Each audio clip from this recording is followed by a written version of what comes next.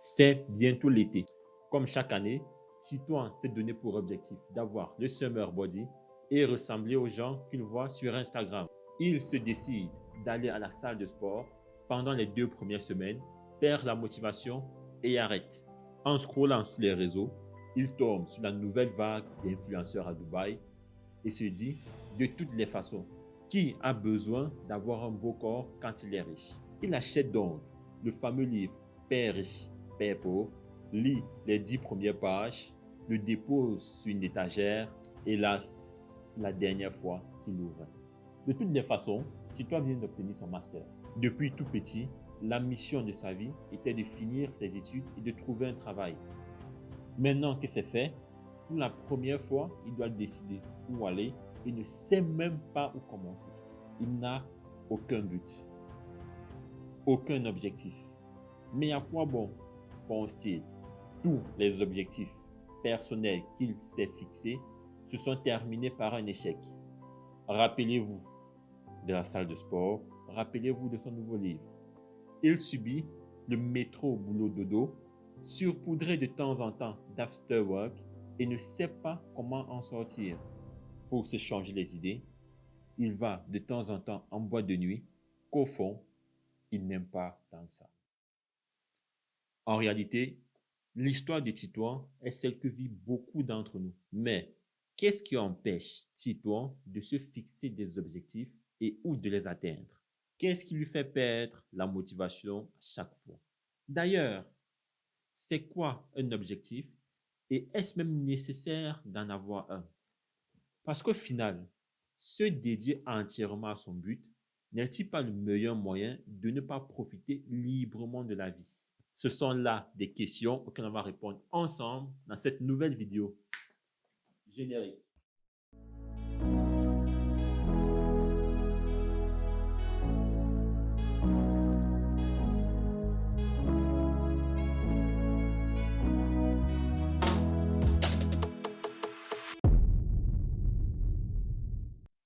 Alors, qu'est-ce qu'un objectif et pourquoi en avons-nous tous au moins un? Un objectif est tout simplement une vision d'un fait ou d'un ensemble de faits qu'une personne souhaite atteindre, en général dans un temps défini. Ici, le mot vision est le mot-clé. Alors, pourquoi les gens se fixent-ils donc des objectifs? Bon, attention, on va faire un petit détour philosophique. Bon, je pense fondamentalement que l'homme cherche toujours à donner un sens à son existence, qu'il soit croyant ou non, et quelle que soit sa culture. Il établit donc, consciemment ou pas, des listes de ce qui est important pour lui, que ce soit famille, succès, vie amoureuse, liberté, charité, Dieu ou bien nation et patrie. De cette liste découle donc une vision de ses idéaux et par conséquent de ses objectifs à atteindre. Parce que, comme on l'a vu plus haut dans la définition, vision égale objectif. Nos objectifs nous permettent donc d'avancer vers nos idéaux, nos désirs, nos croyances, en gros, dans notre vie, tout simplement. C'est pourquoi un homme sans objectif est un homme sans désir, donc vide et même mort de l'intérieur, on peut le dire. Car, comme le dit le fameux philosophe Spinoza, le désir est l'essence même de l'homme, c'est-à-dire l'effort par lequel l'homme s'efforce à persévérer dans son être. Vu que je viens de vous convaincre qu'on a tous du désir, donc des visions, donc un objectif à atteindre, pourquoi Titouan se sent-il si vide? Pourquoi, si tu poses à Titouan la question de savoir quels sont ses objectifs, il ne peut pas te donner de réponse claire. Est-ce que Titouan est un homme mort de l'intérieur? Qu'est-ce qui nous empêche donc d'avoir des objectifs conscients?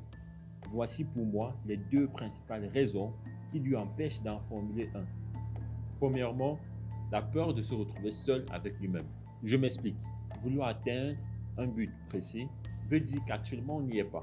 Il faut donc avoir une conversation avec soi-même et prendre conscience de ses propres défauts, de ses peurs, de ses échecs, de ses moments de honte, de ses humiliations, de ses limites, pour avoir ensuite le désir de s'améliorer et de formuler un objectif clair qui en découle. En gros, il faut affronter ses démons. Et tout le monde sait à quel point ça fait peur. Le deuxième gros point pour moi, ce sont les croyances limitantes. Ça fait plusieurs fois que Titouan essaye d'avoir un meilleur physique et de se mettre à la lecture. Il se finit donc par se rendre à l'évidence et se dire c'est tout simplement à cause de la génétique qu'il a le physique qu'il a et que la lecture, c'est pas fait pour lui. Et pire encore, ça ne sert à rien de s'améliorer sur certains points vu qu'on ne peut pas changer qui on est et finit donc par rester dans la fameuse zone de confort. Ok, Titouan nous écoute et a compris ce qu'il faut faire. Après avoir fait son introspection, il comprend qu'il ne voulait pas un meilleur physique pour poster de belles photos sur Instagram, mais pour avoir une meilleure estime de lui-même. Il réaffirme ainsi ses objectifs de manière consciente et a bien décidé cette fois-ci de les tenir. Il se remet au sport. Il a enfin compris. Rien ne peut plus l'arrêter. Nous voici donc 6 semaines après son nouveau boost de motivation et Titouan a encore une fois arrêté. Comme vous l'avez probablement tous compris, Titouan n'est pas assez discipliné. Mais qu'est-ce qu'il doit donc faire pour tenir sur le long terme? Là, il manque à Titouan juste une dernière pièce pour compléter le puzzle, les habitudes.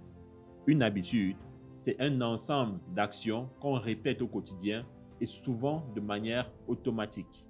Par exemple, si Titouan se crée une habitude de lecture, comme lire 10 pages d'un livre tous les soirs avant de dormir, il aura à la fin du mois lu un livre entier et donc à la fin d'année 12 livres. 12 livres. Rendez-vous compte. Et encore mieux, parce que comme le dit James Clear, l'auteur du célèbre livre Atomic Habits, si vous vous améliorez d'1% chaque jour pendant un an, vous finirez 37 fois mieux au moment où vous aurez terminé. C'est là toute la puissance des effets cumulés. Alors concrètement, comment faire pour matérialiser ses désirs et atteindre ses objectifs? Voici un plan d'action en 5 étapes que j'ai établi pour vous et pour chaque étape, on prendra pour exemple le cas de Titouan. Première étape, faire de ses désirs des objectifs conscients. On a vu ensemble tout au long de cette vidéo que tout homme vivant a du désir et donc des objectifs inconscients. Quelles sont les pensées que je fuis la nuit? Quelles sont les premières pensées qui viennent lors d'un moment de silence?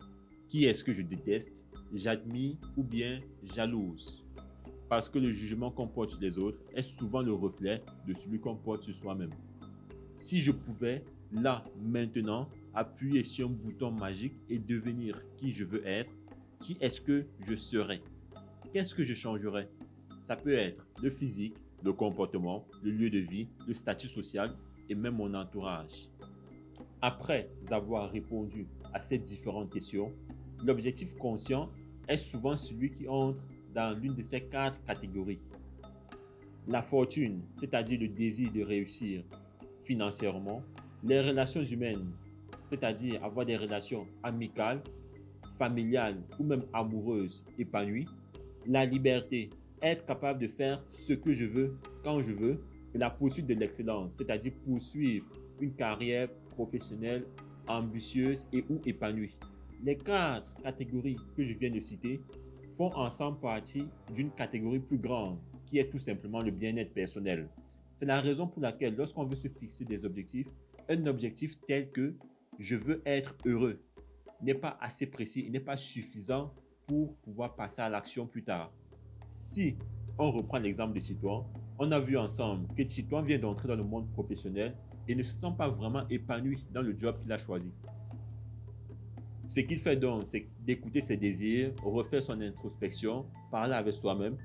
Et là, il se rend compte qu'en fait, il a toujours été intéressé par un domaine, à savoir le développement web. Son objectif devient donc clair comme de l'eau de roche. Trouver un job dans le développement web. La deuxième étape pour atteindre tous ces objectifs est de trouver ce qui nous motive. Trouver son pourquoi. C'est très important parce que c'est ce qui va nous garder motivés lorsqu'on sera dans le doute. dans les moments où on sera fatigué, où on n'aura pas envie de faire l'effort nécessaire, lorsqu'on va se souvenir de cette raison, on pourra passer à l'action derrière. Son pourquoi évolue généralement avec le temps. Il faut donc régulièrement se mettre à jouer, se reposer la question pour ainsi rester aligné avec soi-même. Voici quelques raisons qui nous motivent souvent.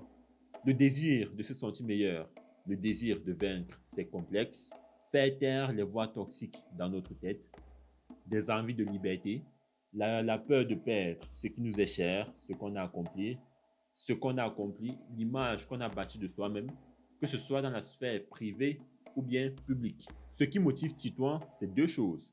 Premièrement, le désir de se sentir meilleur et dans une moindre mesure, le désir de liberté qu'offre le métier de développeur web, surtout aujourd'hui avec l'avènement du télétravail. Troisième étape pour matérialiser tous ces désirs, c'est de traduire son but en objectif quantifiable. Il s'agit ici d'apporter tout simplement des précisions et des chiffres à l'objectif qu'on va accomplir et ainsi avoir une métrique claire qui nous permettra de mesurer notre évolution. Si on reprend le cas de Titouan qui veut trouver un job dans le développement web, apporter plus de précision à son objectif va donner trouver un stage de développeur web chez X entreprise en août 2025 par exemple. La quatrième étape, qui est l'étape la plus importante et que Titouan n'a pas mis en place précédemment, c'est de décomposer son objectif quantifiable en habitudes. Il s'agit ici de faire des recherches sur des actions quotidiennes à mener pour atteindre son objectif dans le temps imparti. Ces actions peuvent être journalières ou hebdomadaires. Et si on revient donc sur l'exemple de Titouan pour finir, lorsqu'il fait ses recherches, il se rend compte que pour trouver un stage en tant que développeur web, par exemple, il lui faut présenter un portfolio sur lequel il doit présenter 3 projets dans le domaine qu'il a établi. Il va sur un site web, il cherche comment trouver des projets, il trouve ces 3 projets et sa routine devient donc travailler 1 heure par jour sur le projet qu'il aura trouvé. Ça sera ça sa routine et l'habitude quotidienne qu'il va mener pour dans quelques mois avoir le job épanouissement, pour dans quelques mois avoir le job épanouissant dont il a désiré. Et enfin, pour finir, la 5e étape pour atteindre tous ces objectifs est de tout simplement faire un suivi des habitudes qu'on vient tout juste de créer. Si on a pris la peine de se créer des habitudes quotidiennes, c'est pour suivre notre progression au jour le jour vers l'atteinte des objectifs qu'on s'est fixés. Mettre en place des habitudes, c'est tout un sujet en soi. Voici par exemple quelques erreurs fréquentes que les gens font lorsqu'ils mettent en place de nouvelles habitudes. Se créer trop de nouvelles routines en même temps ou bien avoir des routines trop contraignantes. Ressentir une baisse de motivation. Ne pas avoir un environnement propice à ces nouvelles habitudes. Se sentir stressé par ces nouvelles routines. Et enfin, ne pas faire de suivi. On fera une vidéo où on reviendra en détail sur le sujet des habitudes. À la fin de la journée, atteindre son objectif n'est pas le plus important. L'objectif nous sert de destination, de prétexte pour savourer le voyage qui nous mène vers lui.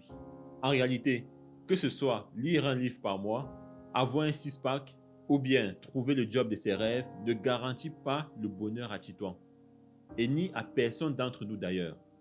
C'est la phase pendant laquelle il va se démener pour atteindre son but où Titouan va se sentir le plus heureux. Souvenez-vous, vos meilleures années sont probablement vos années de lycée ou d'université lorsque vous faisiez partie d'un groupe qui avançait ensemble vers un objectif commun, en l'occurrence celui d'obtenir un diplôme. Ce sont tous les doutes, les nuits blanches, les difficultés rencontrées, les moments de souffrance et les rires partagés avec son entourage qui ont fait de ces moments des moments précieux.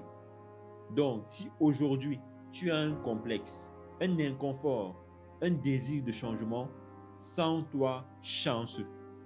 Parce que tu as là un objectif à accomplir, donc un voyage à mener qui fera partie des plus beaux moments de ta vie.